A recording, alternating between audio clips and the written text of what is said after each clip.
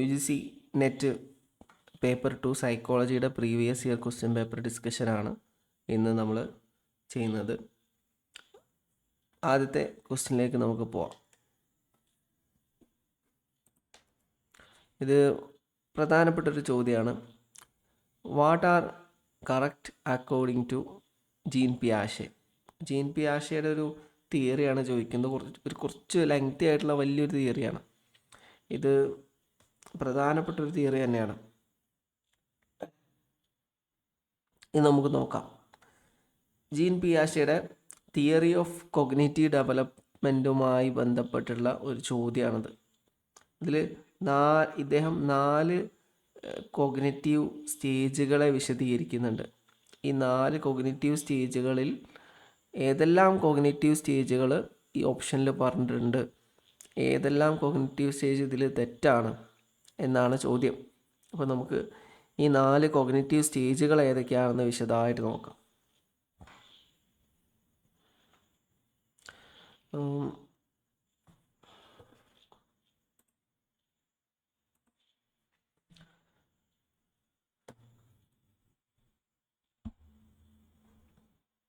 അപ്പോൾ നമ്മൾ ഡിസ്കസ് ചെയ്യാൻ പോകുന്നത് ജീൻ പിയാഷയുടെ തിയറി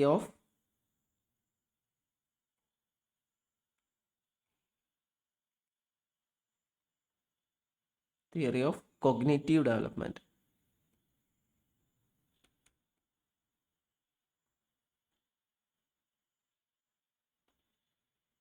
ഓക്കെ, ഇതിൽ ഇദ്ദേഹം 4 സ്റ്റേജുകളെ കുറിച്ച് പറയുന്നുണ്ട്. അതിനു മുമ്പ് ഇദ്ദേഹം പറഞ്ഞത് കുട്ടികൾ എന്ന് പറഞ്ഞാൽ ശരിക്ക് ഒരു മിനി അഡൾട്ട് അല്ല എന്നാണ് അവർ പറഞ്ഞത്. കുട്ടികൾ അഡൾട്ടിൽ നിന്ന് വ്യത്യസ്തമായിട്ടുള്ള പേഴ്സ്പെക്റ്റീവുള്ള കൊഗ്നിറ്റീവ് എബിലിറ്റി ഉള്ള ആൾക്കാരാണ് എന്ന് ഇദ്ദേഹം വിശദീകരിക്കുന്നുണ്ട്. ഓക്കെ, കുട്ടികളുടെ ഇൻ്റലക്ച്വൽ ഗ്രോത്തിനെ കുറിച്ചാണ് ഇതിൽ വിശദമായിട്ട് പഠിക്കുന്നത്. Okay, intellectual growth, children's intellectual growth. അദ്ദേഹത്തിൻ്റെ ഒരു ടേമാണെന്ത്? Children's are not just a mini adult. അദ്ദേഹത്തിൻ്റെ തിയറി എന്ന് പറഞ്ഞാൽ ചിലപ്പോൾ ഇതെടുത്തിട്ട് തന്നെ അദ്ദേഹം പറയും. എക്സാമിന് ചിലപ്പോൾ ക്വസ്റ്റ്യൻ വന്നേക്കാം. Children are not just mini adult.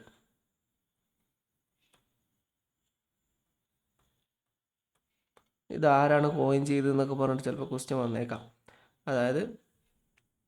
അതായത് ഹൂ നോ ലെസ്.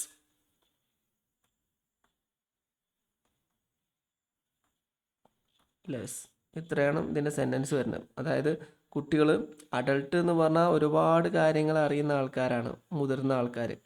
കുട്ടികൾ എന്ന് പറഞ്ഞാൽ കുറച്ചറിയുന്ന ചെറിയ അഡൾട്ടാണ് എന്ന വാക്കിനെ ഇദ്ദേഹം റിജക്റ്റ് ചെയ്യുന്നുണ്ട്. ഇദ്ദേഹം പറയുന്നത് ചിൽഡ്രൻ എന്ന് പറഞ്ഞാൽ ലിറ്റിൽ സയൻറ്റിസ്റ്റ് ആണ് എന്നാണ് പറയുന്നത്.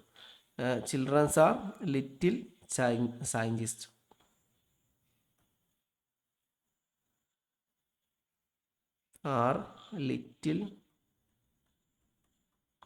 സയൻറ്റിസ്റ്റ്.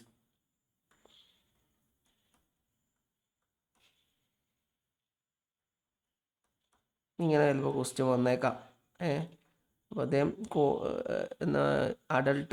മിനി അഡൾട്ട് അല്ല, ലിറ്റിൽ സയൻറ്റിസ്റ്റ് ആണെന്ന് അദ്ദേഹം പറഞ്ഞിട്ടുണ്ട്. എന്നിട്ട് അദ്ദേഹം പറയുന്നുണ്ട്, ഈ കുട്ടികൾ എന്ത് ചെയ്യുന്നുണ്ട്? സൊസൈറ്റിയുമായിട്ട് ഇൻട്രാക്ട് ചെയ്യുന്നു. സൊസൈറ്റിയുമായിട്ട് ഇൻട്രാക്ട് ചെയ്തതിനു ശേഷം ഇൻഫോർമേഷൻ എന്ത് ചെയ്യുന്നുണ്ട്? സ്കീമാസ് ആയിട്ട് എന്ത് ചെയ്യുന്നുണ്ട്? ബ്രെയിനിൽ സ്റ്റോർ ചെയ്യപ്പെടുന്നു. അതായത് പല കാറ്റഗറികളായിട്ട് ഇൻഫോർമേഷനൊക്കെ സ്റ്റോർ ചെയ്തിട്ട് അവരുടെ എക്സ്പീരിയൻസിൻ്റെ ബേസിലാണ് നോളജ് എന്ത് ചെയ്യുന്നത്? ഗ്യാദർ ചെയ്യുന്നതെന്നാണ് ഇവർ പറയുന്നത്. ഇദ്ദേഹം 4 യൂണിവേഴ്സൽ സീക്വൻഷ്യൽ സ്റ്റേജുകൾ പറയുന്നുണ്ട്. ഇദ്ദേഹം 4 യൂണിവേഴ്സൽ, ലോകത്തിൻ്റെ എല്ലായിടത്തും കാണപ്പെടുന്ന universal sequential stage.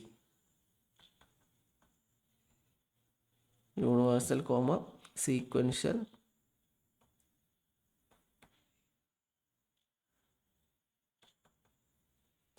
Stages of cognitive development. Okay, ആ 4 സ്റ്റേജുകൾ ആദ്യം പറയാം. ഒന്ന്, ദ സെൻസറി മോട്ടർ സ്റ്റേജ്. ഒന്നാണ് ദ സെൻസറി മോട്ടർ സ്റ്റേജ്.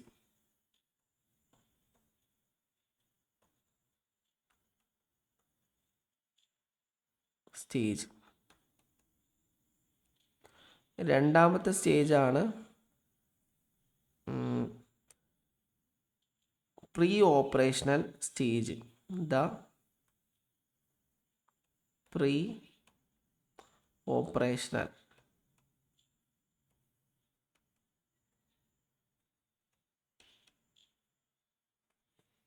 മൂന്നാമത്തത്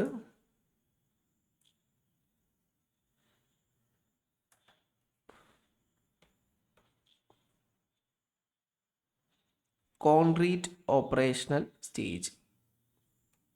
ദ കോൺക്രീറ്റ്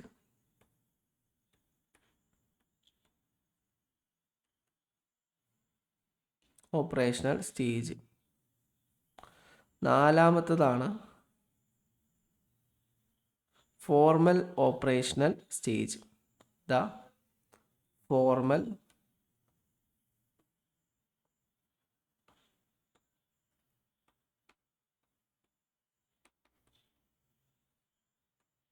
സ്റ്റേജ്. ഇങ്ങനെ 4 സ്റ്റേജുകളായിട്ടാണ് ഇദ്ദേഹം കോഗ്നിറ്റീവ് ഡെവലപ്മെൻറ്റ് എന്ത് ചെയ്യുന്നത്, വിശദീകരിക്കുന്നത്. ഓക്കെ, ഇതിനെ ഓരോന്നിനെയും നമുക്ക് വിശദമായിട്ട് നോക്കാം. ഓക്കെ, ഇത് വളരെ പ്രധാനപ്പെട്ട ഒരു ടോപ്പിക്കാണ് കേട്ടോ. ഇതിൽ നിന്ന് ഒരു ക്വസ്റ്റ്യൻ ഒന്നല്ല ചോദിക്കാം, ഇഷ്ടം പോലെ ക്വസ്റ്റ്യൻസ് എക്സ്പെക്റ്റ് വരാൻ സാധ്യതയുള്ള ഒരു ചോദ്യമാണിത്. പിന്നെ നമ്മൾ ഇടയ്ക്ക് പറയുന്ന പോലെ തന്നെ തെറ്റായ ഓപ്ഷനായിട്ടും ഇങ്ങനെ ചോദ്യങ്ങൾ വരും. അപ്പോഴും നമുക്ക് തിയറി മനസ്സിലാക്കി കഴിഞ്ഞാൽ പെട്ടെന്ന് ഒഴിവാക്കാൻ പറ്റും. ഫസ്റ്റ് നോക്കാം. ആദ്യം നമ്മൾ പറഞ്ഞത് സെൻസറി മോട്ടോർ സ്റ്റേജ് ആണ്. The sensory motor stage.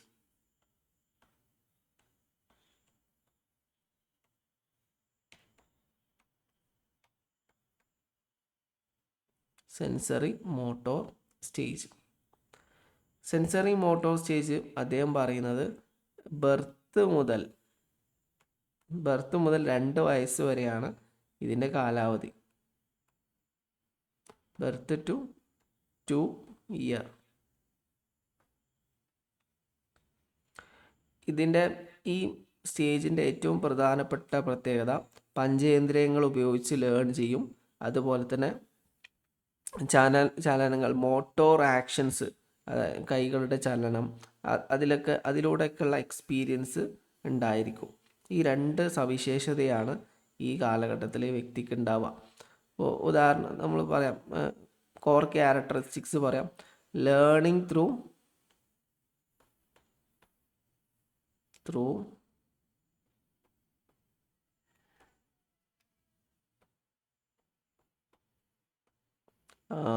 Census. Learning through census അതുകൊണ്ട് ഉദ്ദേശിക്കുന്നത് വെച്ചാൽ നമുക്ക് കാഴ്ച, കേൾവി, മണം, രുചി ഇങ്ങനെയുള്ള പഞ്ചേന്ദ്രിയങ്ങൾ ഉപയോഗിച്ചുകൊണ്ട് ചുറ്റുപാടുള്ള കാര്യങ്ങൾ അനലൈസ് ചെയ്യുകയും മനസ്സിലാക്കിയെടുക്കുകയും ചെയ്യുന്നു. കാണുന്നതിലൂടെ, കേൾക്കുന്നതിലൂടെ, ശബ്ദം കേൾക്കുന്നതിലൂടെ, രുചിക്കുന്നതിലൂടെ ഒക്കെ ഇൻഫോർമേഷൻസ് കളക്ട് ചെയ്യുകയാണ് ചെയ്യുന്നത്. അതുപോലെ തന്നെ മോട്ടോർ ഇൻട്രാക്ഷൻസ്.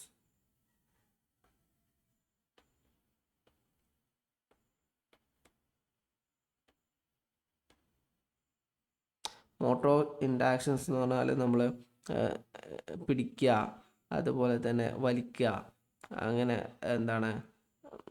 കൈകൊണ്ട് കൈകൾ മടക്കുക, ഇങ്ങനെയുള്ള ചലനം, മൂവ്മെൻറ്റുമായി ബന്ധപ്പെട്ട കാര്യങ്ങൾ ഇത് ഈ കാലഘട്ടത്തിൽ ഉണ്ടാവും. ഇതിൻ്റെ പ്രധാനപ്പെട്ട ചില സവിശേഷതകൾ പറയുകയാണെങ്കിൽ പ്രധാനപ്പെട്ടൊരു സവിശേഷതയാണത് ഒബ്ജക്റ്റ് പെർമനൻസ്.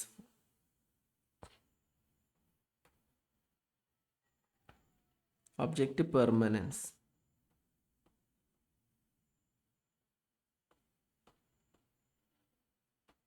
ഒബ്ജക്റ്റ് പെർമനൻസ് എന്ന് പറഞ്ഞാൽ ഈ കാലഘട്ടത്തിൽ കുട്ടികൾക്ക് മുൻപിൽ ഒരു ഒബ്ജക്റ്റ് എന്താണ് നമുക്ക് എന്താണ് ഹിഡൻ ആയിട്ട് നിൽക്കുകയാണെങ്കിൽ പോലും ഒബ്ജക്റ്റ് ഉണ്ട് എന്ന് കുട്ടികൾക്ക് മനസ്സിലാവാൻ ഈ കാലഘട്ടത്തിൽ കഴിയും.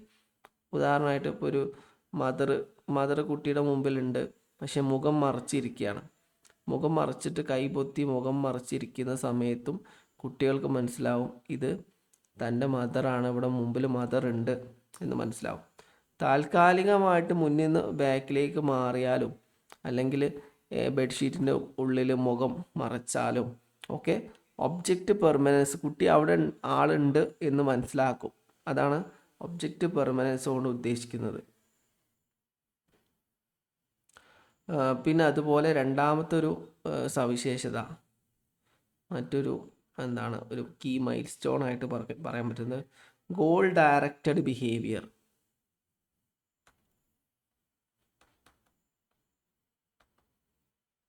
Goal directed behaviour. Goal directed behaviour എന്ന് പറഞ്ഞാൽ ഇൻറ്റൻഷനലി ബോധപൂർവം ചെയ്യുന്ന ബിഹേവിയർ. ഇപ്പോൾ നമുക്ക് എന്താണ് ശബ്ദം കിലുക്കാൻ പെട്ടി ഉപയോഗിച്ചുകൊണ്ട് കിലുക്കുന്നു, ബോധപൂർവം കിലുക്കുന്നു ശബ്ദം കേൾക്കാൻ വേണ്ടിയിട്ട്.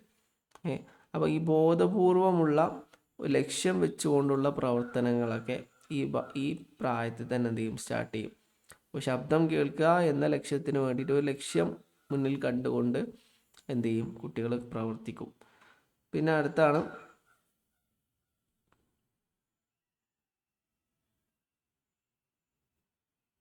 അടുത്തത് ഇതിൽ വരുന്നതാണ് അടുത്ത സ്റ്റേജാണ്. അടുത്ത സ്റ്റേജിലേക്ക് പോവാം. ഇനി നമുക്ക് രണ്ടാമത്തെ സ്റ്റേജിലേക്ക് പോവാം. ഫസ്റ്റ് സ്റ്റേജ് നമ്മൾ ഓൾറെഡി പറഞ്ഞു കഴിഞ്ഞു. Second stage pre operational stage.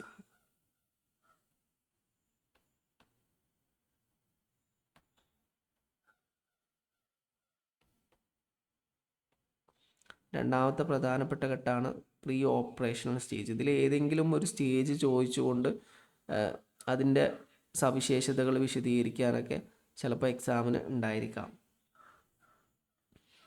രണ്ടാമതാണ് pre operational stage. Pre operational സ്റ്റേജിൻ്റെ ഏജ് വരുന്നത് 2 വയസ്സ് മുതൽ 7 വയസ്സ് വരെയാണ്. 2 to 7 ഇയർ. ഈ കാലഘട്ടത്തിൽ കുട്ടികൾക്ക് എന്താണ് സിംബൽസ് യൂസ് ചെയ്തുകൊണ്ട് സിംബൽസ്, വേർഡ്, ഇമേജുകളൊക്കെ യൂസ് ചെയ്യാൻ വേണ്ടിയിട്ട് തുടങ്ങുന്ന കാലഘട്ടമാണ്. ഉദാഹരണമായിട്ട് കാർഡ് ബോർഡ് കൊണ്ട് വീടുണ്ടാക്കുക, കട്ടകൾ കൊണ്ട് വീടുണ്ടാക്കുക, അങ്ങനെ എന്ത് ചെയ്യും, ഒരു സിമ്പൽ ഉപയോഗിച്ചുകൊണ്ട് റെപ്രസെൻ്റ് ചെയ്യാൻ മനസ്സിലാവുന്ന കാലഘട്ടമാണ്. നമുക്കറിയാം കുട്ടികൾ കളിമണ്ണ് കൊണ്ട് വീട്, അങ്ങനെയൊക്കെ നമ്മൾ ഭക്ഷണം മണ്ണ് കൊണ്ട് ഭക്ഷണം ഉണ്ടാക്കുന്നു. ഇതൊക്കെ ശരിക്ക് കുട്ടികൾ സിംബൽസ് ഉപയോഗിച്ചുകൊണ്ട്, സിംബൽസ്, വേർഡ്സ്, ഇമേജസ് ഒക്കെ ഒബ്ജക്ട്സിനെ റെപ്രസെൻ്റ് ചെയ്യാൻ യൂസ് ചെയ്യുന്ന കാലഘട്ടമാണ്. ഇത് പ്രധാനപ്പെട്ടൊരു സ്റ്റേജാണ്. ഇതിൻ്റെ എക്സ്പ്ലനേഷൻ വരുന്നത് children can now use symbols, words and images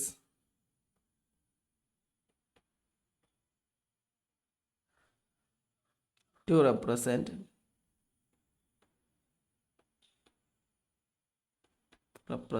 object and action.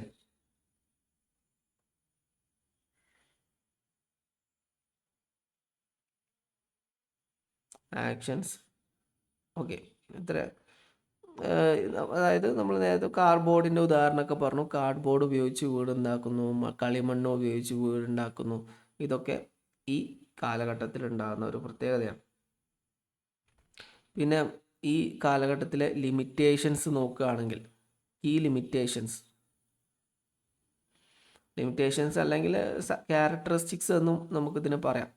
പ്രധാനപ്പെട്ട ഒരു ക്യാരക്ടറിസ്റ്റിക്സ് അല്ലെങ്കിൽ ലിമിറ്റേഷനാണ് ഈഗോ സെൻട്രിസം.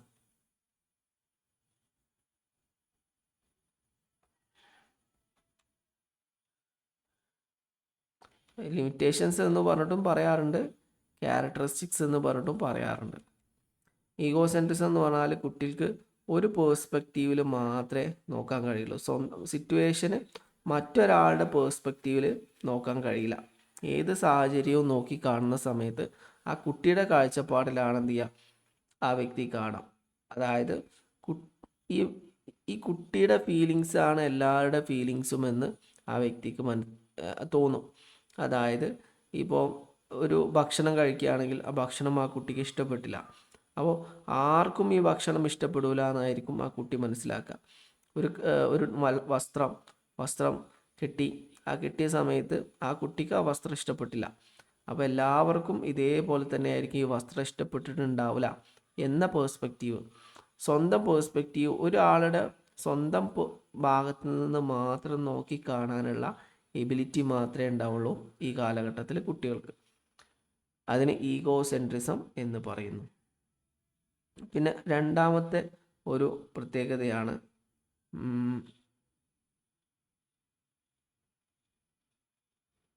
രണ്ടാമത്തത് centration.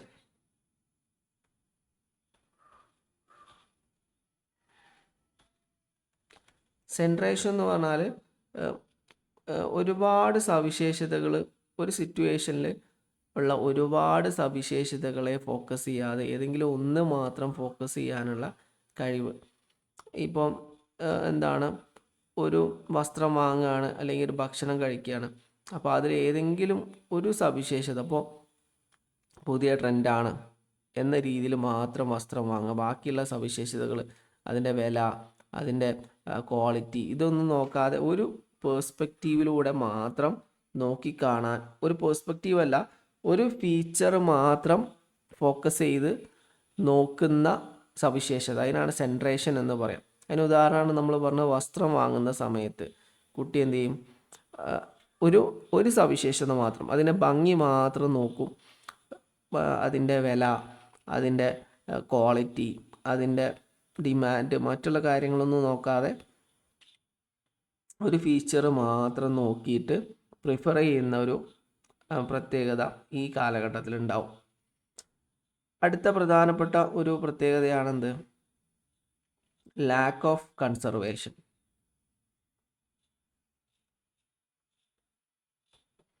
Lakh of conservation.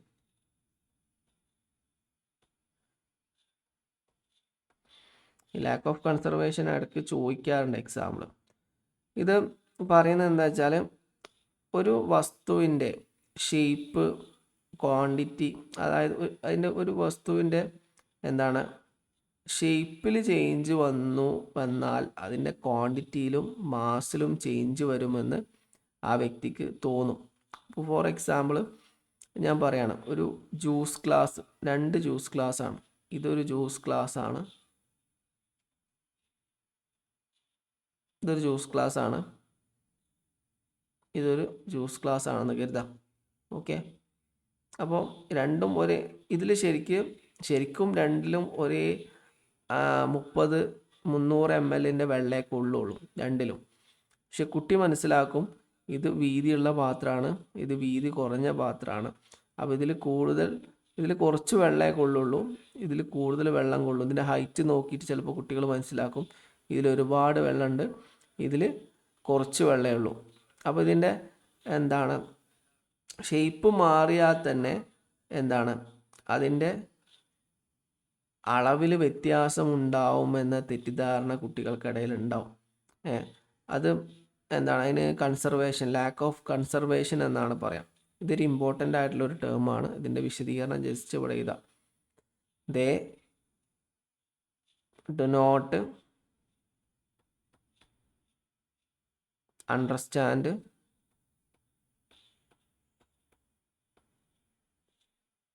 That the quantity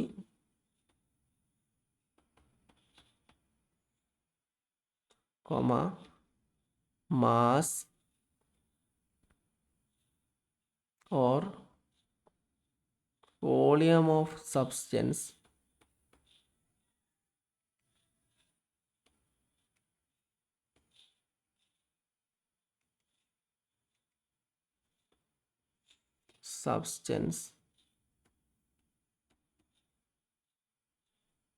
remain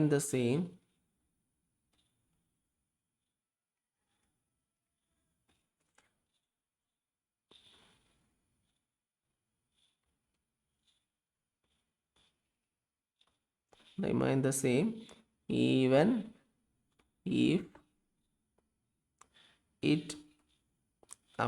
its appearance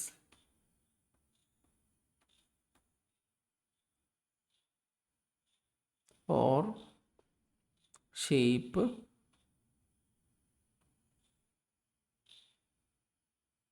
changes.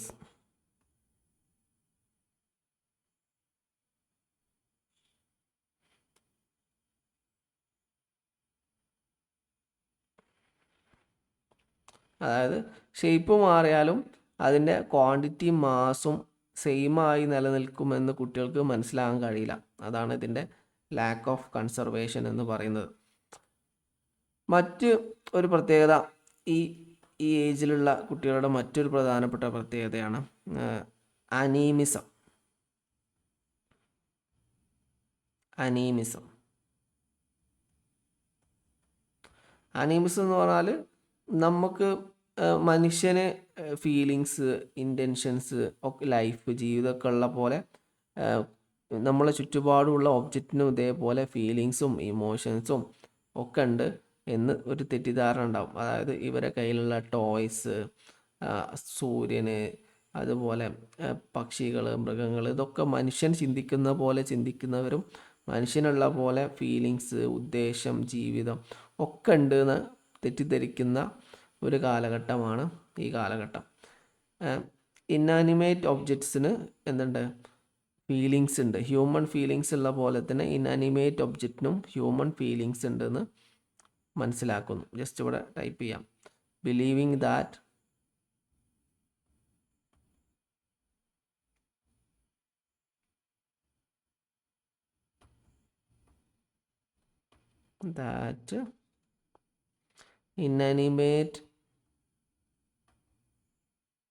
Inanimate എന്ന് പറഞ്ഞാൽ ഈ വസ്തുക്കൾക്കൊക്കെയാണ്.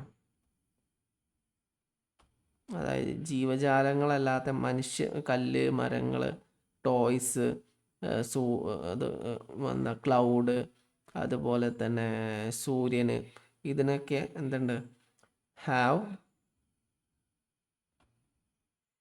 Human feelings.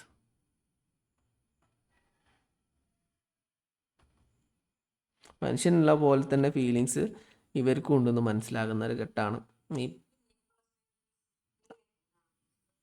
ഈഗോസെൻട്രിസം.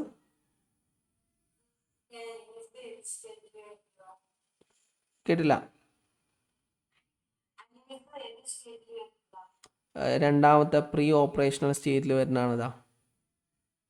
ഇപ്പോൾ നമ്മൾ പ്രീ ഓപ്പറേഷണൽ സ്റ്റേജാണ് പറഞ്ഞുകൊണ്ടിരിക്കുന്നത്.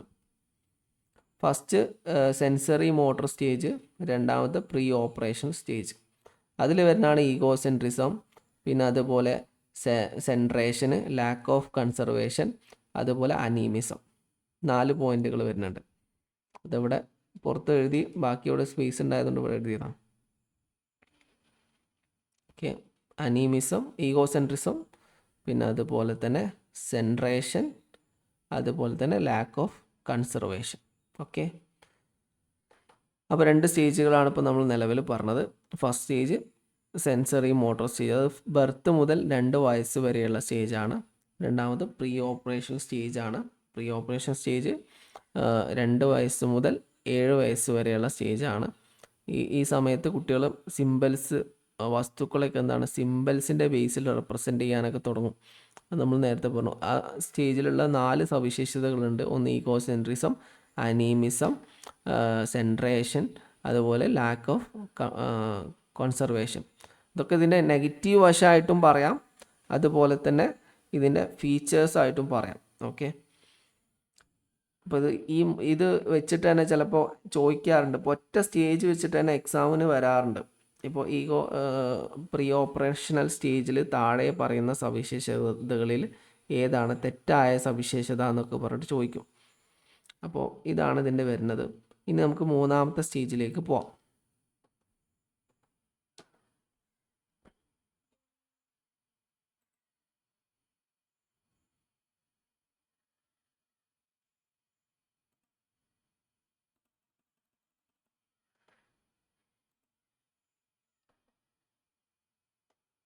Okay,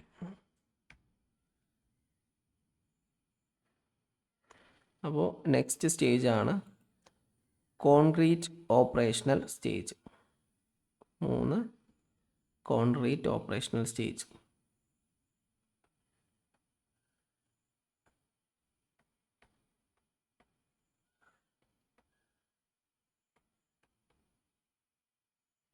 concrete operational stage. Concrete operational stage വരുന്നത് 7 വയസ്സിനും 11 വയസ്സിനും ഇടയിലാണ്. ഏജ് 7 to 11 വയസ്സിനിടയിലാണ്. ഇവിടെ ആളുകൾ എന്ത് ചെയ്യണം, ഒരു ചെറിയ മെയിൻ വ്യത്യാസം നമ്മൾ എന്താണ് ഇപ്പോൾ ഈ ഇതിൽ പറയുന്നത്, ലോജിക്കൽ തോട്ട്സൊക്കെ എന്ത് ചെയ്യുന്നുണ്ട്, എമർജ് ചെയ്ത് വരുന്ന ഒരു കാലഘട്ടമാണ്. ലോജിക്കലി തിങ്ക് ചെയ്യുന്ന, യുക്തിപരമായിട്ട് ലോജിക്കലിയൊക്കെ കുട്ടികൾ ചിന്തിക്കാൻ തുടങ്ങുന്ന കാലഘട്ടമാണ് ഈ കാലഘട്ടം. അതാണ് ഇതിൻ്റെ ഒരു പ്രധാനപ്പെട്ട പ്രത്യേകത എന്ന് പറയുന്നത്.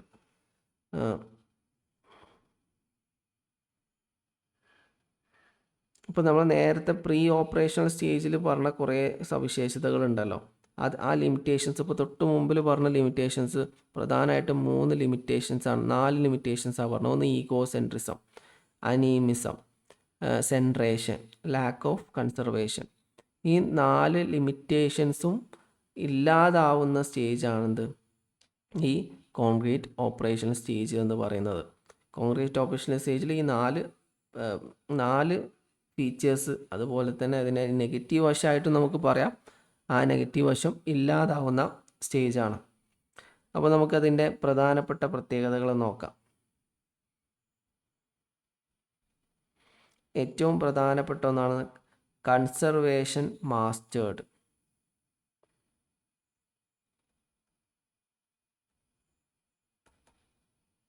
Conservation mastered. ഇവിടെ നമ്മൾ ഇപ്പുറത്ത് ഇതിൻ്റെ മുമ്പത്തെ സ്റ്റേജിൽ പറഞ്ഞിരുന്നു lakh of conservation.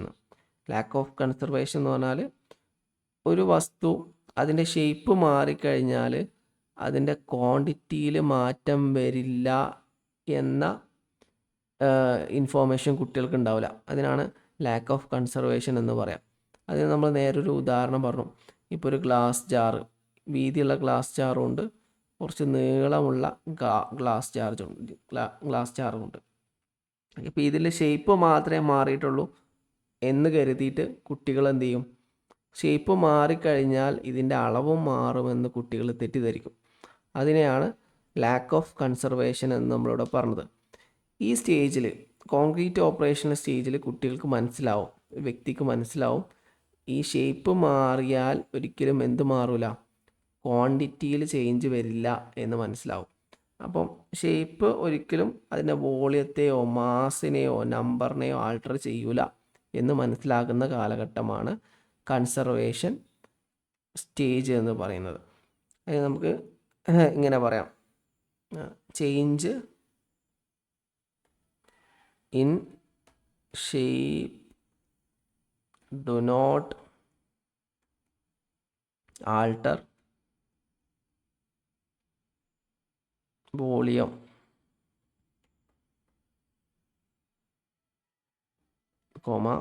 Mass number. Shape മാറി എന്ന് എഴുതിയിട്ട് വോളിയം മാറണമെന്നില്ല, മാസ് മാറണമെന്നില്ല, നമ്പർ മാറണമെന്നില്ല. ഇത് കുട്ടികൾ തിരിച്ചറിയുന്നത് ഈ സ്റ്റേജിലാണ്. രണ്ടാമത്തെ ഒരു പ്രത്യേകത ഇവരിൽ പറയുന്ന പ്രത്യേകത റിവേഴ്സബിലിറ്റിയാണ്. Reversibility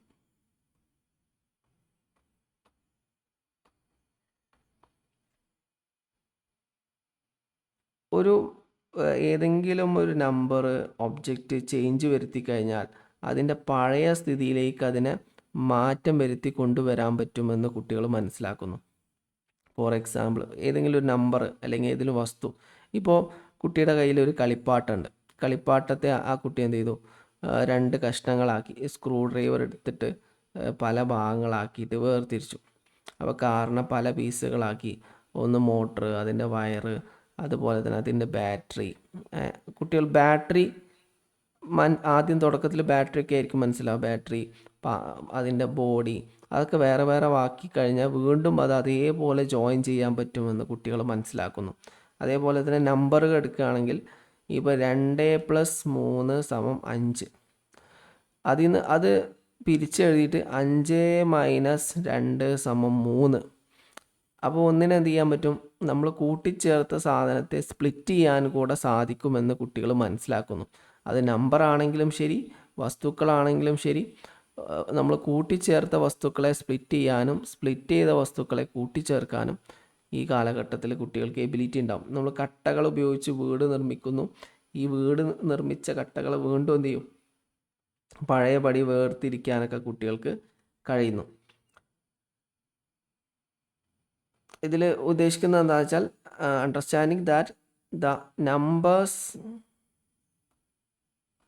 numbers or objects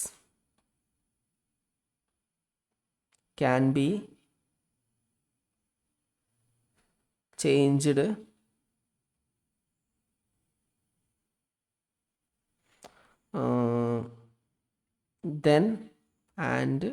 then returned to their original state.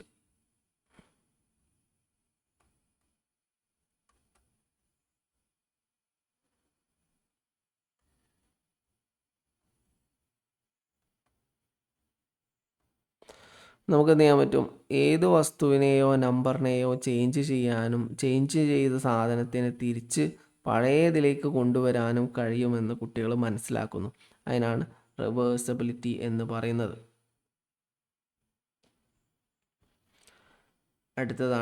അടുത്ത ക്ലാസിഫിക്കേഷൻ ആൻഡ് സീരിയേഷൻ.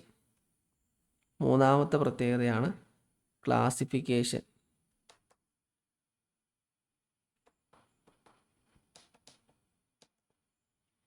മൂന്നാമത്തെ പ്രത്യേകതയാണ് ക്ലാസിഫിക്കേഷൻ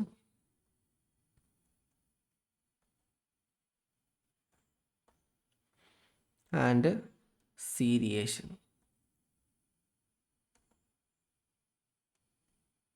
ക്ലാസിഫിക്കേഷൻ ആൻഡ് സീരിയേഷനിൽ പറയുന്ന കുട്ടികൾക്ക് ഈ ഏജിൽ കളറിൻ്റെയോ ഷേപ്പിൻ്റെയോ ഒക്കെ അടിസ്ഥാനത്തിൽ ഗ്രൂപ്പുകളാക്കിയിട്ട് വേർതിരിക്കാൻ കഴിയും.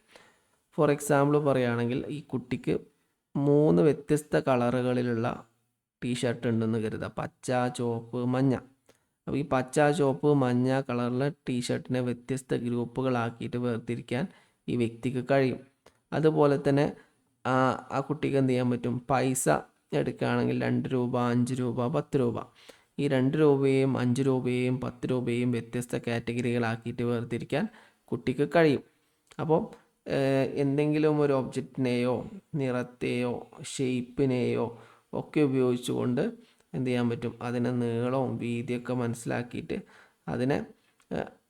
അതിൻ്റെ സ്പെസിഫിക് ക്യാരക്ടറിസ്റ്റിക്സിൽ എന്ത് ചെയ്യാൻ പറ്റും, അറേഞ്ച് ചെയ്യാൻ പറ്റും. അതായത് അത് ഓരോ കാറ്റഗറികളാക്കിയിട്ട് അറേഞ്ച് ചെയ്യാൻ പറ്റും. അതിന് ക്ലാസിഫിക്കേഷൻ എന്ന് പറയും. സീരിയേഷൻ എന്ന് പറഞ്ഞാൽ ഒരു സ്പെസിഫിക് ഓർഡറിൽ ചെറുതിന്ന് വലുതിലേക്കോ വലുതിന്ന് ചെറുതിലേക്കോ ഓർഡർ ചെയ്യാൻ പറ്റും. ഉദാഹരണം പറയുകയാണെങ്കിൽ ആ വ്യക്തിക്ക് പല ഷേപ്പിലുള്ള തീപ്പെട്ടി കൊള്ളികൾ കൊടുത്തു എന്ന് കരുതാം, പല ഷേപ്പിലുള്ള തീപ്പെട്ടി കൊള്ളികൾ. അപ്പോൾ അതിനെ ആ കുട്ടിക്ക് എന്ത് ചെയ്യാൻ പറ്റും, ചെറുതിൽ നിന്ന് വലുതിലേക്കോ വലുതിൽ നിന്ന് ചെറുതിലേക്കോ ഓർഡറായിട്ട് അറേഞ്ച് ചെയ്യാൻ സാധിക്കും. അതിനാണ് ക്ലാസിഫിക്കേഷൻ ആൻഡ് സീരിയേഷൻ എന്ന് പറയുന്നത്. അപ്പോൾ എബിലിറ്റി ഇതിൽ പറയുന്നത് ability to sort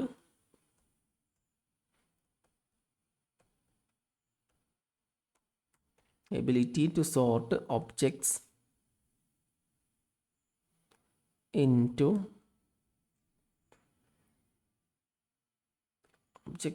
groups based on common characteristics.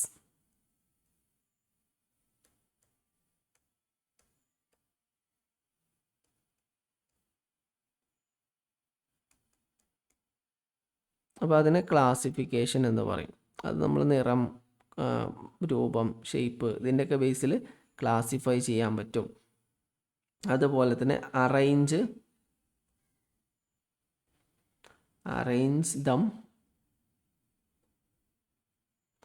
In A logical series. അതായത് ചെറുതിന്ന് വലുതിലേക്കോ വലുതിന്ന് ചെറുതിലേക്കോ എന്ത് ചെയ്യാൻ പറ്റും, അറേഞ്ച് ചെയ്യാൻ പറ്റും. അതിനാണ് സീരിയേഷൻ എന്ന് പറയുന്നത്. ഇനി അടുത്തതാണ് ഇതിൽ വരുന്ന മറ്റൊരു സവിശേഷതയാണ് ഡീസെൻട്രിങ്.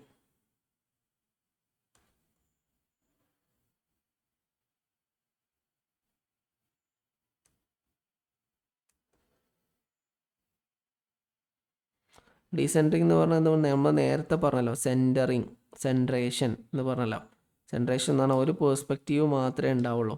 ഡീസെൻട്രേഷൻ അല്ലെങ്കിൽ ഡീസെൻട്രിങ് എന്ന് പറഞ്ഞാൽ ഒരു വസ്തുവിൻ്റെ വ്യത്യസ്ത ആംഗിളിലുള്ള കാഴ്ചപ്പാട് വ്യക്തിക്ക് മനസ്സിലാക്കാൻ കഴിയും. ഇപ്പോൾ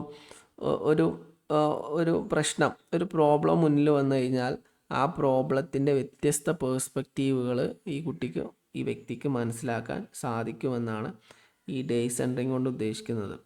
ഒരു പ്രോബ്ലത്തിൻ്റെ മൾട്ടിപ്പിൾ ആസ്പെക്ട്സ്, ഓക്കെ.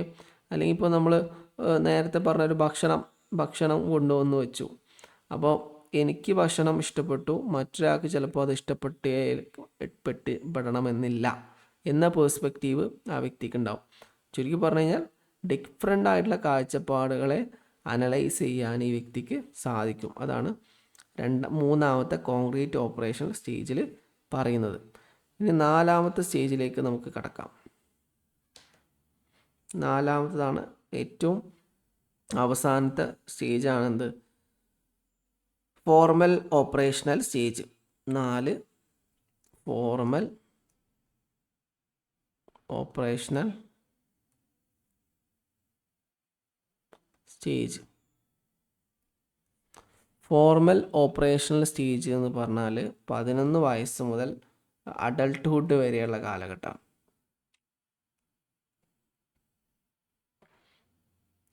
അതായത് 11 വയസ്സ് ടു ഓൾഡർ, അതായത് അഡോളസൻസ് മുതൽ അഡൾട്ട്ഹുഡ്.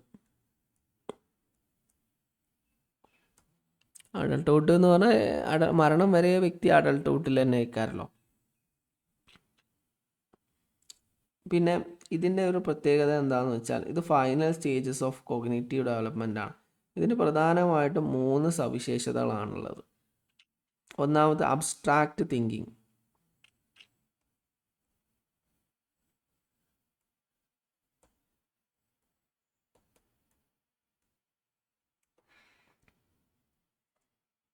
നമുക്ക് എന്താ പറ്റും, അബ്സ്ട്രാക്റ്റ് ആയിട്ട് നമുക്ക് കാണാനോ തൊടാനോ കഴിയാത്ത, നമുക്ക് ഫിസിക്കലി ടച്ച് ചെയ്യാനോ കഴിയാത്ത കാര്യങ്ങളെ മനസ്സിലാക്കിയെടുക്കാൻ കുട്ടികൾക്ക്, ഈ ഏജിലുള്ള ആൾക്കാർക്ക് പെട്ടെന്ന് മനസ്സിലാവും. അബ്സ്ട്രാക്റ്റ് കൺസെപ്റ്റുകളെ കുറിച്ച് മനസ്സിലാവും. ഉദാഹരണമായിട്ട് ജനാധിപത്യം, ഹ്യൂമൻ റൈറ്റ്സ്, അതുപോലെ ഫിലോസഫിക്കലായിട്ടുള്ള തിയറി, മനുഷ്യൻ്റെ ഉത്ഭവം എന്താണ്, അതുപോലെ ഇപ്പോൾ നമുക്കറിയാം മനുഷ്യൻ ഏകകോശ ജീവിയായിരുന്നു, പിന്നെ ബഹുകോശ ജീവിയായി എന്നൊക്കെ പറഞ്ഞിട്ട് ഇവല്യൂഷണറി തിയറികൾ. അങ്ങനെ അബ്സ്ട്രാക്റ്റ് ആയിട്ടുള്ള കൺസെപ്റ്റ്, പ്രപഞ്ചത്തെക്കുറിച്ച്, പ്രപഞ്ചം സൂര്യനെ വലയം വയ്ക്കുന്ന ഭൂമി എന്നൊക്കെ പറഞ്ഞാൽ നമുക്കത് കാണാനൊന്നും പറ്റില്ല, പക്ഷേ എന്ത് ചെയ്യാൻ പറ്റും, അത് ഇമാജിൻ ചെയ്യാൻ കുട്ടികൾക്ക് സാധിക്കും. ഹ്യൂമൻ റൈറ്റ്സ്, അവകാശങ്ങൾ എന്ന് പറഞ്ഞാൽ ഇന്നതൊക്കെയാണെന്ന് പറഞ്ഞ ഒരു ധാരണ വ്യക്തിക്കുണ്ടായിരിക്കും. അതുപോലെ ലോജിക്കൽ പാത്ത്സ് എന്താണ് ജസ്റ്റിസ്, ഫിലോസഫിക്കലായിട്ടുള്ള തിയറികൾ, ഇങ്ങനെയുള്ള കാര്യങ്ങളൊക്കെ എന്താണ് ഇപ്പോൾ ഐഡിയലിസം, മെറ്റീരിയലിസം. ആദ്യം ഈ പ്രപഞ്ചമൊക്കെ എന്താണ് ഒരു എന്താണ് ഒരു സ്പിരിറ്റിൻ്റെ എക്സ്റ്റേണൽ പ്രൊജക്ഷനാണെന്നൊക്കെ പറഞ്ഞിട്ട് നിങ്ങൾ കുറേ ഫിലോസഫിക്കൽ തിയറികളൊക്കെ ഉണ്ടല്ലോ. അപ്പോൾ അതൊക്കെ നമുക്ക് എന്ത് ചെയ്യാൻ പറ്റും, കുട്ടികൾക്ക് മനസ്സിലാക്കിയെടുക്കാൻ കഴിയുന്നത് ഈ സ്റ്റേജിലാണ്. സിമ്പിളായിട്ട് പറഞ്ഞാൽ അബ്സ്ട്രാക്റ്റ് തിങ്കിങ്ങിന് എന്താണ് ഫിസിക്കൽ റിയാലിറ്റി ഇല്ലാത്ത ഭാവനയിൽ മാത്രം കൊണ്ടുവരാൻ പറ്റുന്ന കാര്യങ്ങളെ മനസ്സിലാക്കിയെടുക്കാൻ കഴിയുന്ന സ്റ്റേജാണ് ഈ കാലഘട്ടം. അപ്പോൾ അത് ഒന്ന് എഴുതാം. The ability to grasp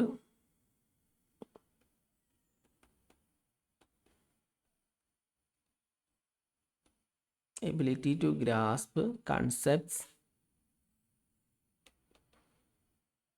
that have no physical reality.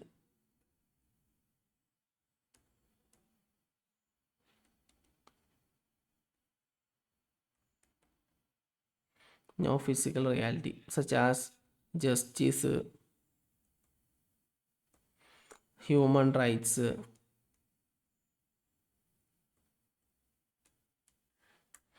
അതുപോലെ തന്നെ നമ്മൾ അൽജിബ്രയൊക്കെ അതിൽ പറയുന്നതാണ്. അങ്ങനെ കുറേ കാര്യങ്ങൾ നമ്മൾ ഭാവനയിൽ മാത്രം മനസ്സിലാക്കുന്ന കാര്യങ്ങളൊക്കെ ഇതിലാണ് വരുന്നത്.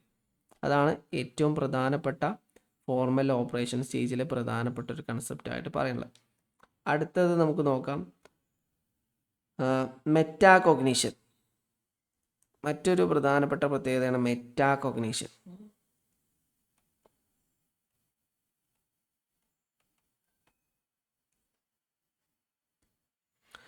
ഒരു വ്യക്തിക്ക് ഇവർക്ക് സ്വയം മോണിറ്റർ ചെയ്യാൻ കഴിയും. ഒരു വ്യക്തിക്ക് സ്വന്തം ചിന്തയെയും മോണിറ്റർ ചെയ്യാനും അനലൈസ് ചെയ്യാനും ഇവാലുവേറ്റ് ചെയ്യാനും സാധിക്കും. അതിനാണ് മെറ്റാകോഗ്നിഷൻ എന്ന് പറയാം. നമ്മുടെ ചിന്തയെയും കാഴ്ചപ്പാടുകളെയും ഇമോഷൻസിനെയും നമുക്ക് തന്നെ വിലയിരുത്താൻ കഴിയുന്ന ഇതിനെയാണ് എന്ത് പറയുക, മെറ്റാകോഗ്നിഷൻ എന്ന് പറയാം. ഓക്കെ, അപ്പോൾ മെറ്റാകോഗ്നിഷൻ എന്ന് പറഞ്ഞാൽ the ability to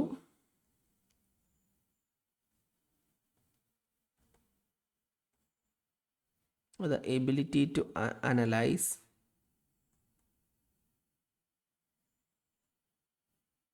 monitor,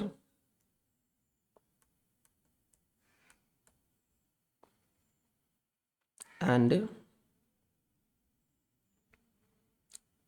think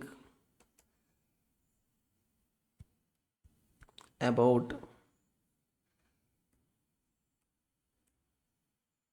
their own thought processes. Okay, അപ്പോൾ ഇതാണ്. പിന്നെ വേറൊരു കൺസെപ്റ്റും ഉണ്ട്.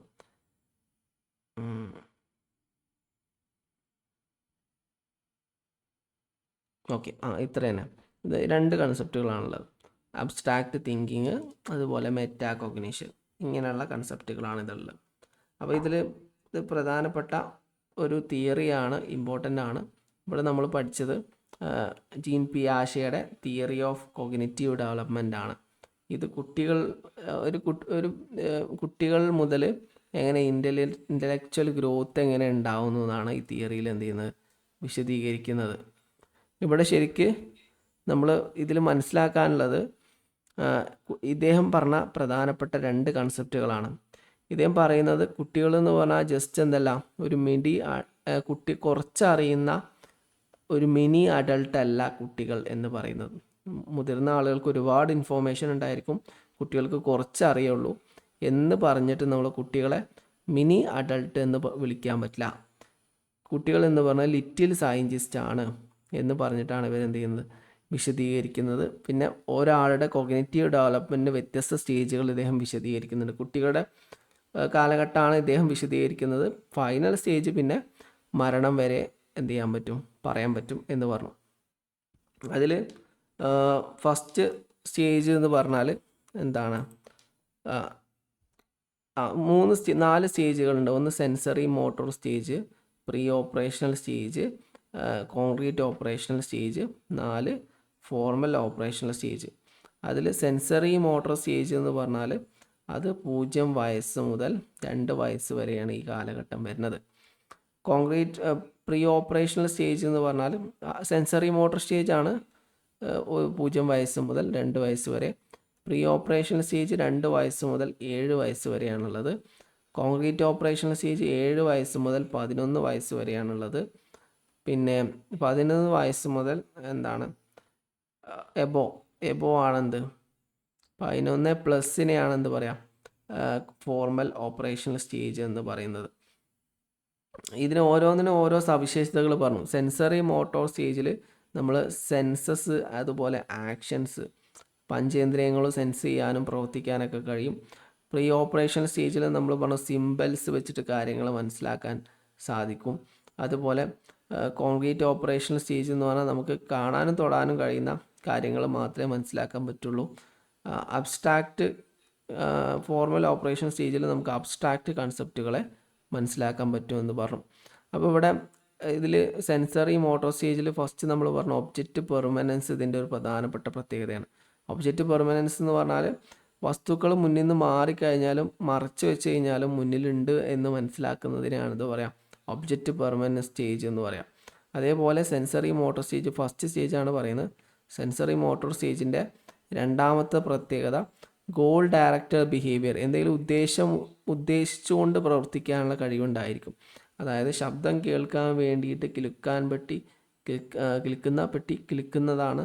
അത് നമ്മൾ ഇൻറ്റൻഷനലി ചെയ്യുന്നതാണല്ലോ. കളിപ്പാട്ടങ്ങൾ ശബ്ദം ഉണ്ടാക്കുക ബോധപൂർവം. രണ്ടാമത്തെ സ്റ്റേജ് പ്രീ ഓപ്പറേഷൻ സ്റ്റേജാണ്. പ്രീ ഓപ്പറേഷൻ സ്റ്റേജിൽ സിംബൽസിന് വളരെയധികം പ്രാധാന്യമുണ്ട്. ഇതിൽ 4 കൺസെപ്റ്റുകളാണ് നമ്മൾ പറഞ്ഞത്. ഒന്ന് ഈഗോസെൻട്രിസ് ആണ്. ഈഗോസെൻട്രിസം എന്ന് പറഞ്ഞാൽ ഒരു വ്യക്തിക്ക് സ്വന്തം പേഴ്സ്പെക്റ്റീവിൽ മാത്രമേ കാര്യങ്ങളെ അനലൈസ് ചെയ്യാൻ പറ്റുള്ളൂ. മറ്റുള്ള ആളുകളുടെ പേഴ്സ്പെക്റ്റീവ് വെച്ച് അനലൈസ് ചെയ്യാൻ ഈ പ്രായത്തിലെ കുട്ടികൾക്ക് കഴിയില്ല. അനീമിസം എന്ന് പറയും. അനീമിസം എന്ന് പറഞ്ഞാൽ അത് ശരിക്കും അനീമിസം എന്ന് പറഞ്ഞാൽ മനുഷ്യനെ പോലെ തന്നെ ജീവനുള്ള, ആത്മാവുള്ള, ശക്തിയും കഴിവുള്ള ആളുകളാണ് ഈ ഇൻഅനിമേറ്റ് ആയിട്ടുള്ള സാധനങ്ങൾ എന്നാണ് ഇദ്ദേഹം പറയുന്നത്. അതായത് മനുഷ്യനെ ഫീലിങ്സ്, ഇമോഷൻസൊക്കെ ഉള്ള പോലെ തന്നെ സൂര്യനും ചന്ദ്രനും അതുപോലെ തന്നെ കല്ലുകൾക്കും പാറകൾക്കും കളിപ്പാട്ടങ്ങൾക്കും ഒക്കെ എന്തുണ്ട്, മനസ്സുണ്ട്, ഫീലിങ്സ് ഉണ്ട്, സങ്കടം സന്തോഷമൊക്കെ ഉണ്ട്. ഇതിനെക്കുറിച്ചാണ് അനീമിസം വിശദീകരിക്കുന്നത്. സെൻട്രേഷൻ എന്ന് പറഞ്ഞാൽ നമ്മൾ നേരത്തെ പറഞ്ഞു സെൻട്രേഷൻ എന്ന് പറഞ്ഞാൽ എന്തായിരുന്നു, ഒരു ഫീച്ചർ മാത്രം എന്ത് ചെയ്യുക മനസ്സിലാക്കുക. അതായത് ഒരു വസ്തുവിനെ കാണുന്ന സമയത്ത്, എന്തെങ്കിലും ഒരു കാര്യം പ്രിഫർ ചെയ്യുന്ന സമയത്ത് ഒരു ഫീച്ചർ മാത്രം മനസ്സിലാക്കണതിന് സെൻട്രേഷൻ എന്ന് പറയും. അപ്പോൾ അതിൻ്റെ വ്യത്യസ്ത ആംഗിളിൽ മനസ്സിലാക്കാതെ ഒറ്റ ആംഗിളിൽ മാത്രം കാര്യങ്ങൾ മനസ്സിലാക്കുക. ഇപ്പോൾ നമ്മൾ അതിന് ഉദാഹരണം പറഞ്ഞത് ഒരു ഡ്രസ്സ് എടുക്കുന്ന സമയത്ത് ഡ്രസ്സിൻ്റെ വില മാത്രം പരിഗണിക്കുക, ബാക്കി നിറം മറ്റുള്ളതൊന്നും പരിഗണിക്കാതിരിക്കുക. അല്ലെങ്കിൽ ഏതെങ്കിലും ഒരു പ്രത്യേക ഫീച്ചർ മാത്രം പരിഗണിക്കുന്നതിന് എന്ത് പറയും, സെൻട്രേഷൻ എന്ന് പറയും. പിന്നെ ലാക്ക് ഓഫ് കൺസർവേഷൻ വളരെ പ്രധാനപ്പെട്ടതാണ്. ഈ തിയറി തന്നെ വളരെ പ്രധാനപ്പെട്ടതാണ്. ഒരുപാട് പ്രാവശ്യം ഇതിൻ്റെ ഉള്ളിലുള്ള ഭാഗങ്ങൾ ചോദിച്ചിട്ടുണ്ട്. അപ്പോൾ ഈ ലാക്ക് ഓഫ് കൺസർവേഷൻ എന്ന് പറഞ്ഞാൽ ഒരു വസ്തുവിൻ്റെ ഷേപ്പ് മാറിക്കഴിഞ്ഞാൽ ഷേപ്പ് മാറി എന്ന് കരുതിയിട്ട് അതിൻ്റെ അളവിലോ തൂക്കത്തിലോ ഒന്നും വ്യത്യാസം വരില്ല എന്ന് മനസ്സിലാക്കാനുള്ള കഴിവില്ലാത്ത അവസ്ഥ. അതായത് ലാക്ക് ഓഫ് കൺസർവേഷൻ എന്ന് പറഞ്ഞാൽ അളവിലോ തൂക്കത്തിലോ ഷേപ്പ് മാറിയാൽ അളവിലോ തൂക്കത്തിലോ ചേഞ്ച് വരില്ല എന്നതിനാണ് എന്താ പറയുക, കൺസർവേഷൻ എന്ന് പറയാം. ലാക്ക് ഓഫ് കൺസർവേഷൻ എന്ന് പറഞ്ഞാൽ അപ്പോൾ അതാണ് അതിൻ്റെ ഷേപ്പ് മാറിക്കഴിഞ്ഞാൽ അതിൻ്റെ ക്വാണ്ടിറ്റിയിലോ മാസിലോ ചേഞ്ച് വരില്ല എന്നത് മനസ്സിലാക്കാൻ കഴിയാത്ത അവസ്ഥയ്ക്കാണ് ലാക്ക് ഓഫ് കൺസർവേഷൻ എന്ന് പറയാം. പിന്നെ മൂന്നാമത്തെ സ്റ്റേജ് നമ്മൾ പറഞ്ഞു concrete operational stage. Concrete operational stage 7 വയസ്സ് മുതൽ 11 വയസ്സ് വരെയാണ്. അപ്പോൾ നേരത്തെ പറഞ്ഞ 4 പ്രത്യേകതകളുണ്ടല്ലോ, ഈഗോസെൻട്രിസം, അനീമിസം, സെൻട്രേഷൻ, അതുപോലെ തന്നെ ലാക്ക് ഓഫ് കൺസർവേഷൻ. ഈ സ്റ്റേജിൽ അതിൻ്റെ പ്രശ്നങ്ങളൊക്കെ എന്ത് ചെയ്യും, മാറും. കൺസർവേഷൻ മാസ്റ്റേർഡ് ആവും. അതായത് അളവിൽ, തൂക്കത്തിലോ ചേഞ്ചിൽ, ഷേപ്പ് മാത്രം ചേഞ്ച് വന്നു എന്ന് കരുതിയിട്ട് അതിൻ്റെ അളവിലോ തൂക്കത്തിലോ മാറ്റം വരില്ല എന്ന് കുട്ടി മനസ്സിലാക്കിയെടുക്കുന്നു. രണ്ടാമത്തെ റിവേഴ്സബിലിറ്റിയാണ്. എന്തിനേയും നമ്മൾ ഷേപ്പ് മാറ്റി കഴിഞ്ഞാൽ പഴയ ഷേപ്പിലേക്ക് തിരിച്ചു കൊണ്ടുവരാൻ കഴിയും എന്ന് മനസ്സിലാക്കുന്നു. പിന്നെ അതുപോലെ മറ്റൊന്നാണ് ക്ലാസിഫിക്കേഷൻ ആൻഡ് സീരിയേഷൻ. വസ്തുക്കളെ ചില സവിശേഷതകളുടെ അടിസ്ഥാനത്തിൽ ക്ലാസിഫൈ ചെയ്തെടുക്കാൻ കഴിയും എന്ന് വ്യക്തി മനസ്സിലാക്കുന്നു. അതുപോലെ വസ്തുക്കളെ അതിൻ്റെ അളവിനെയും തൂക്കത്തിൻ്റെയൊക്കെ അടിസ്ഥാനത്തിൽ എന്ത് ചെയ്യാൻ പറ്റും, ഓർഡറായിട്ട് ക്രമീകരിക്കാൻ കഴിയുമെന്ന് വ്യക്തി മനസ്സിലാക്കുന്നു. അതുപോലെ എന്താണ് ഡീസെൻട്രിങ്. ഡീസെൻട്രിങ് എന്ന് പറഞ്ഞാൽ ഒരു വസ്തുവിൻ്റെ വ്യത്യസ്ത ആംഗിളിൽ പരിശോധിക്കാൻ കഴിയുന്നു. ഒരു പ്രശ്നം നമ്മൾ മുമ്പിൽ വരുമ്പോൾ ആ പ്രശ്നത്തിൻ്റെ വ്യത്യസ്ത വശങ്ങൾ അനലൈസ് ചെയ്യാൻ ഒരു വ്യക്തിക്ക് കഴിയും. നമ്മൾ സെൻട്രേഷൻ പറഞ്ഞല്ലോ, സെൻട്രേഷൻ്റെ ഒരു ഓപ്പോസിറ്റാണത്. നമ്മളൊരു കാര്യം നോക്കുന്ന സമയത്ത് ഒരു പ്രത്യേകത മാത്രമല്ലേ നോക്കുള്ളൂ. ഒരു ഡ്രസ്സ് വാങ്ങുന്ന സമയത്ത് അതിൻ്റെ നിറം മാത്രമേ നോക്കുകയുള്ളൂ. അപ്പോൾ നമുക്കൊരു വസ്ത്രം വാങ്ങുക എന്നുള്ളത് നമ്മുടെ മുന്നിലൊരു ആവശ്യമാണ്.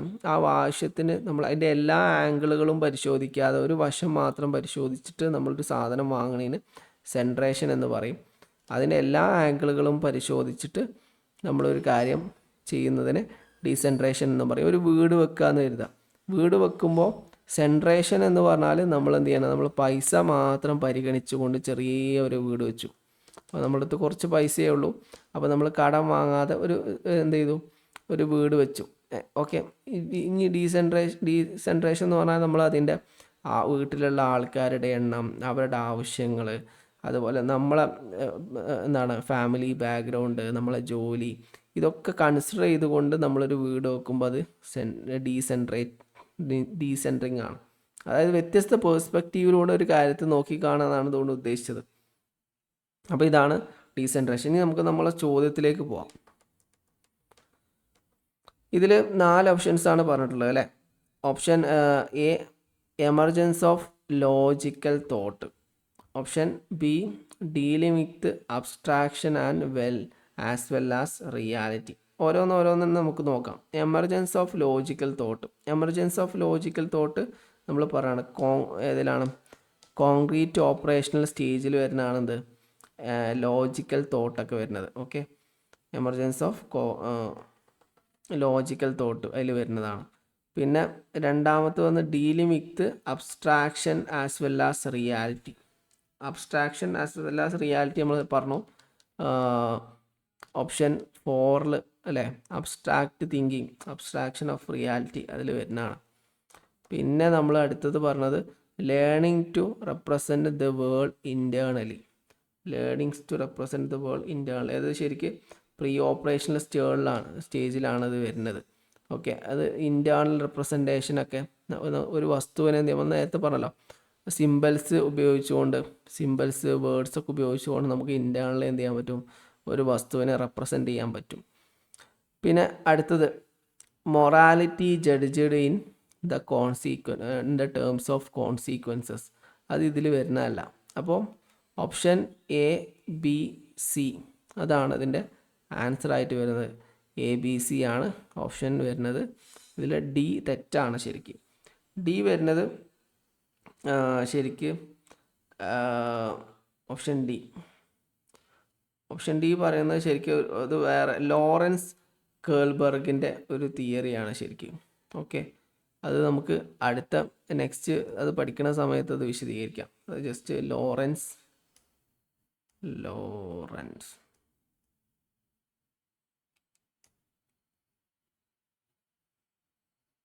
ജസ്റ്റ് ഒന്ന് പറയാം. Lawrence Kohlberg.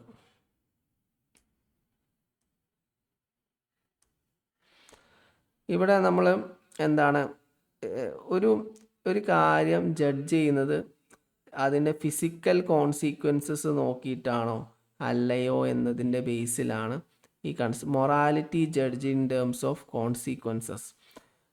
ചെറിയ കുട്ടികളാകുന്ന സമയത്ത് അതിൻ്റെ പ്രവർത്തനം നോക്കിയിട്ട് അതിനെ ജഡ്ജ് ചെയ്യും.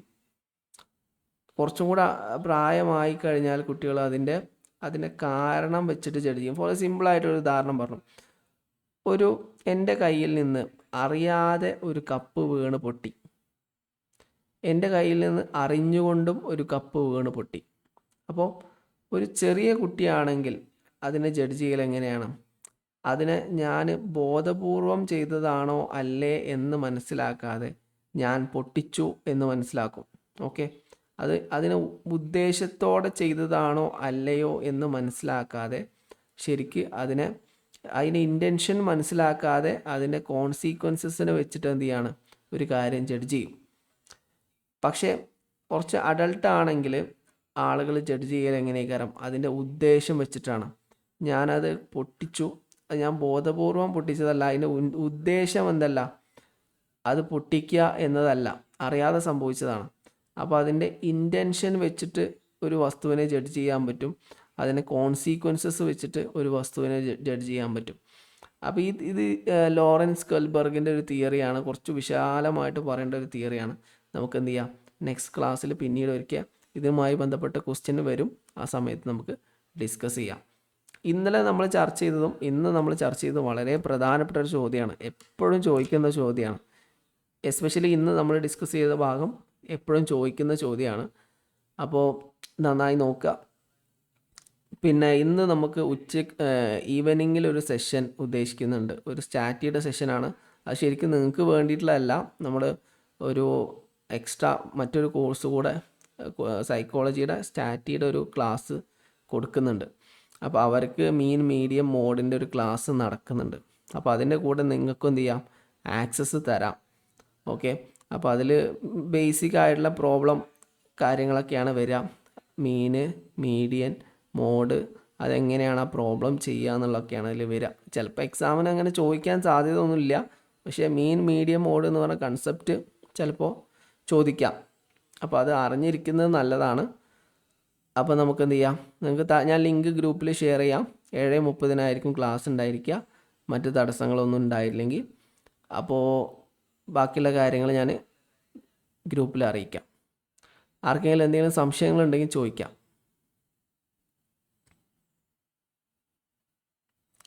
ഓക്കെ, അപ്പോൾ എന്തെങ്കിലും സംശയങ്ങളുണ്ടെങ്കിൽ പേഴ്സണലായിട്ട് കോൺടാക്റ്റ് ചെയ്താൽ മതി. അടുത്ത ക്ലാസ് ഈവനിങ് ക്ലാസ്സാണ്. പിന്നെ അത് കഴിഞ്ഞാൽ മോർണിംഗ് സെഷനുകൾ എല്ലാ ദിവസവും മോർണിംഗ് സെഷൻ ഉണ്ടായിരിക്കും. ഇനി ഈ വീക്ക് മുതൽ നമുക്ക് രാത്രി ക്ലാസ്സുകൾ, ഉച്ചയ്ക്ക് ശേഷമുള്ള ഈ 3 മണിൻ്റെ ക്ലാസ് ഉണ്ടാവില്ല, കോളേജൊക്കെ തുറക്കുകയാണല്ലോ. അപ്പോൾ നമ്മളിനി 7:30 നമ്മുടെ ക്ലാസ്സുകൾ രാത്രി ഉണ്ടാവുക. ഇന്ന് 7:30 ഉണ്ടായിരിക്കും.